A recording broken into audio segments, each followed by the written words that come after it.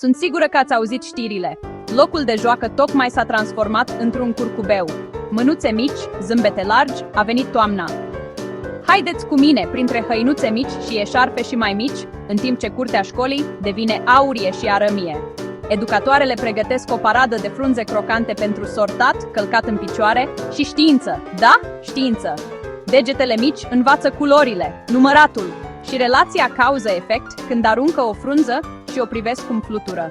Ora de povești se mută afară, eșarfele devin cape, grămăzile devin castele, iar fiecare ghindă este o comoară. Gustarea miroase a scorțișoară și mere calde, iar păturile pentru somn arată extra confortabil sub lumina blândă și oblică. Părinții privesc pe fereastră și văd copiii practicând munca în echipă, greblând, împărțind, râzând. Mici cetățeni ai toamnei. La sfârșitul zilei, cizmele sunt noroioase, proiectele de artă sunt mândru lipicioase, iar inimile sunt pline.